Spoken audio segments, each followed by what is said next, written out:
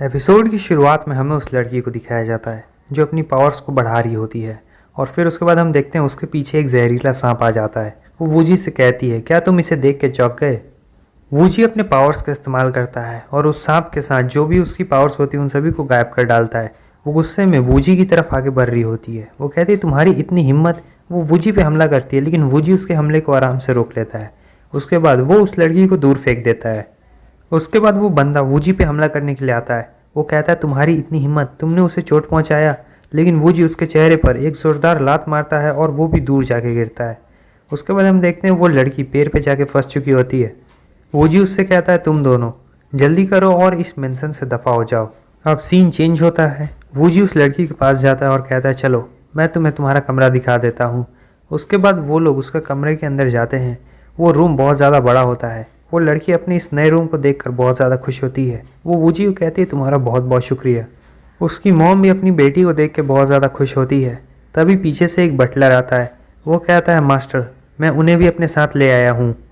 जो इस मेंशन का मालिक होता है उसके लिए स्पेशल सर्वेंट्स का इंतज़ाम किया जाता है और इस बटलर ने वूजी के लिए इन दोनों स्पेशल सर्वेंट्स को तैयार किया है। इसे जो भी चाहिए होगा ये लोग इसे ला के देंगी। वूजी कहता है, मुझे तुम दोनों की कोई ज़रूरत नहीं है। तुम दोनों आंटी और इस लड़की का ध्यान रखना। वूजी उस लड़की से कहता है कि तुम थोड़ी देर आराम करो, मैं अभी आया। क्योंकि वूजी को यहाँ इस मेंशन के चारों तरफ काफ़ी अजीब सी एनर्जी महसूस हो रही थी। नेक्स्ट सीन में हम देखते हैं वूजी उस मेंशन के पीछे जाता है। एकदम रियल ग्राफिक्स लग रहा है। उसे वहाँ पर एक बेसमेंट दिखता है जहाँ पर बहुत सारे जहरीले सांप होते हैं और वहाँ अजीब सी एनर्जी भी होती है। उसे समझ आ जाता है कि वो औरत जो पॉइजन का इस्तेमाल कर सकती थी वो अपनी प्रैक्टिस यहीं पे करती थी। वूजी अपने पावर्स का इस्तेमाल करता है और उन सारे सांपों को मार देता है। जब वो अंदर जाता है तब उसे बहुत अजीब सी आवाज़ें आ रही होती है। वो जगह बहुत ज़्यादा अंधेरी में होती है इसलिए उसे कुछ दिख नहीं रहा होता है। इधर हमें एक मेढक को दिखाया जाता है जो वूजी पे हमला करता है। वूजी समझ जाता है ये हमला बहुत ज़्यादा पॉइजनस है और मुझे इससे बच के रहना होगा। लेकिन वहाँ पे इतना ज़्यादा अंधेरा था कि वूजी उसे देख नहीं पा रहा था। अब वो मेढक सीधे कूद के वूजी के सामने आ जाता है। वूजी उसे देखता और कहता है, ये तो एक होली बीस्ट है। होली बीस्ट क्या होता है? वूजी पक्का श्योर था कि ये एक होली बीस्ट ही है। हम देखते हैं वो मेढक वूजी पे हमला करने के लिए आता है। इस तरफ वूजी भी अपनी तलवार निकाल लेता है और वो उस मेढक पे हमला करने के लिए जाता है। वो उस मेढक की जीभ काट देता है। सीन चेंज होता है। हमें उस लेडी को दिखाया जाता है। वो बताती है कि किसी ने उस होली बीस्ट पे हमला किया है क्योंकि वो मुझसे कनेक्टेड है। वो बताती है कि पक्का उस लड़के ने ही उसे ढूंढ लिया होगा। मुझे ये तो पक्का पता था कि आज नहीं तो कल वो उसे ढूंढ ही लेगा, लेकिन ये नहीं पता था कि इतनी जल्दी वो उससे लड़ने भी लगेगा। दूसरे सीन में हमें मेढक को दिखाया जाता है। उसकी हालत काफ़ी ख़राब होती है। वो जी सोच रहा होता है ये होली बीस्ट सचमुच काफ़ी ताकतवर है। उस होली बीस्ट के अंदर एक फूडान होता है। ये एक तरीके का स्पेशल ऑब्जेक्ट होता है जिससे आप अपनी कल्टीवेशन पावर को बढ़ा सकते हैं। वो जी सोच रहा होता है वो पक्का इसी चीज़ का इस्तेमाल कर रहा है, तभी वो इतनी देर तक मेरे सामने टिका हुआ है। इस तरफ हम देखते हैं वो बीस्ट वूजी पे फिर से हमला करने के लिए आता है। इस बार वूजी भी पूरी तरीके से तैयार होता है। वो भी उस बीस्ट पे हमला करता है। वूजी की पावर ज़्यादा होती है इसीलिए वूजी का हमला उस बीस्ट से कनेक्ट हो जाता है और उसे एक बहुत तेज शॉक लगता है। वूजी अपनी स्वॉर्ड को बाहर निकालता है। वो तुरंत ही उस मेढक के 2 टुकड़े करके उस ऑब्जेक्ट को अपने हाथ में ले लेता है और कहता है, तो ये है इसकी पावर। वूजी कहता है ये चीज़ तो सचमुच कमाल की है, कम से कम ये मुझे मिडिल यूडान लेवल तक पहुंचने में मदद तो कर रही है। तभी वूजी की नज़र वहाँ पर एक जो दरवाज़ा होता है उस पर जाता है। वो सोचता है इसके अंदर कुछ स्पेशल चीज़ है क्या। उस दरवाजे के ऊपर एक सिंबल बना हुआ रहता है और वूजी को ये सिंबल कहीं याद आता है। ये जो चीज़ थी ये इसे उस बूढ़े आदमी ने दी थी ना, वो उस चीज़ को उस दरवाजे के अंदर लगा देता है। जब वो अंदर जाता है तो वो जगह अच्छी खासी बड़ी होती है और ये एक सीक्रेट रूम होता है। वूजी आगे बढ़ता है तो उसे एक लाल चमकता हुआ हीरा जैसा कुछ चीज़ दिखता है, एक स्टोन। वो बोलता है कि ये चीज़ इमॉर्टल वर्ल्ड में भी बहुत ज़्यादा वैल्यू रखती है और इसे ये बिल्कुल उम्मीद नहीं थी कि ये इतनी कीमती चीज़ यहाँ पे मिलेगी। ये स्टोन सचमुच बहुत ज़्यादा कीमती होता है और वो ये सोच रहा होता है कि पुराने वक्त में कोई बहुत ही ताकतवर कल्टीवेटर होगा, उसी ने इन सभी स्टोन्स को यहाँ पे जमा करके रखा था। जैसा कि अंकल क्वीन ने उससे कहा था, ये जगह बहुत सारे हिस्सों में बटी पड़ी है और यही है हिस्ट्री जिंगजू की।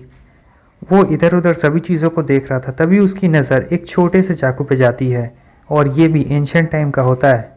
वो जी उस तलवार को अपने पास रख लेता है और कहता है ये स्वॉर्ड तो कुछ ज़्यादा ही इंटरेस्टिंग लग रही है, मैं इसे अपने साथ ले चलता हूँ। नहीं नहीं नहीं नहीं नहीं, मुझे इतना ज़्यादा लालची नहीं होना चाहिए। मैंने पहले ही वो यूडान पिल ले ली है, मुझे इसे यहीं रख देना चाहिए। नेक्स्ट सीन में हम देखते हैं वूजी आराम कर रहा होता है, तभी किसी का फ़ोन आता है। ये उस लड़की का फ़ोन आता है जो सबसे पहले थी। वूजी उसका फ़ोन उठाता है और कहता है, तो कैसे याद किया? ऐसे तो तुम नॉर्मली फ़ोन नहीं करती हो। वूजी बोलता तो है लेकिन उधर से उसका कोई जवाब नहीं आता है। फिर थोड़ी देर बाद वो लड़की कहती है कि मैंने तुम्हारी लड़ाई ब्रॉडकास्ट पर देखी थी और मुझे यकीन नहीं हो रहा है कि तुम इतने ज़्यादा ताकतवर हो। वूजी कहता है, तुमने मुझे ये छोटी सी बात बताने के लिए फ़ोन किया है? वो कहती है कि मेरी फैमिली में सभी लोग तुम्हारी बहुत इज्जत करते हैं क्योंकि तुम हर तरीके के प्रॉब्लम को सॉल्व कर सकते हो।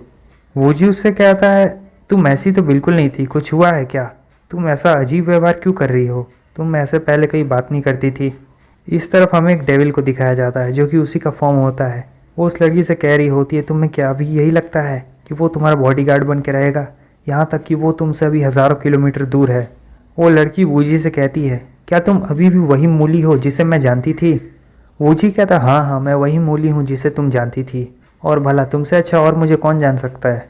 तभी उसी का एक और एंजल फॉर्म उस डेविल को मारते हुए कहता है, तुम अभी भी मूली पर ट्रस्ट कर सकती हो। वो ताकतवर हो गया है लेकिन वो बिल्कुल नहीं बदला है। वो लड़की कहती है, तो अब तुम कब वापस आने वाले हो? वूजी उससे कहता, मुझे नहीं लगता मैं इतनी जल्दी वापस आने वाला हूँ। वो कहती है, मैं चाहती हूँ कि तुम जल्द से जल्द वापस आ जाओ और फिर से मेरे बॉडीगार्ड बन जाओ। वूजी हंसने लगता है और कहता है, यहाँ पर बहुत सारे लोग हैं जो मुझे चाहते हैं और वो लोग तुमसे ज़्यादा पे कर सकते हैं, क्या तुम उनसे ज़्यादा दे सकती हो? वो लड़की कहती है, मैं तुम्हें बहुत लंबे वक्त से जानती हूँ, तो क्या तुम मुझे थोड़ा सा डिस्काउंट नहीं दोगे? वो कहता है, ठीक है, तुम मुझे लंबे वक्त से जानती हो इसीलिए तुम्हारे लिए स्पेशल ऑफ़र 10% डिस्काउंट। वो हंसने लगती है और कहती है, तुम बिल्कुल भी नहीं बदले हो। और वो सोच रही है, ये अभी भी वही पर्सन है जिसे मैं बहुत पहले से जानती थी, ये बिल्कुल नहीं बदला। वही एक है जो हमेशा मेरे साथ रहता है, जब भी मैं मुसीबत में होती हूँ वो तुरंत मेरी मदद करने के लिए आ जाता है। वो मेरे लिए हमेशा से एक हीरो रहा है। सब दिख रहा है ब्रो कि कैसे तूने ऐड को स्किप किया। सीन चेंज होता है, हमें उस भूत वाली लड़की को दिखाया जाता है। वो कहती है, देखो मैं आ गई। वो भूत वूजी को चिढ़ा रही होती है और कहती है, क्या तुम मुझे देख सकते हो बेवकूफ़ कहीं के? वूजी सो रहा होता है, तभी उस भूत को एक आइडिया आता है, क्यों ना इसका चेहरे का हाल बेहाल कर दिया जाए। वो तुरंत जाती है और ब्रश लेके आती है। वो वूजी के चेहरे पर वो पेंट लगाने वाली होती है, लेकिन तभी वूजी उठ जाता है और उसे ऐसे तुरंत उठता देख वो भूत चौंक जाती है।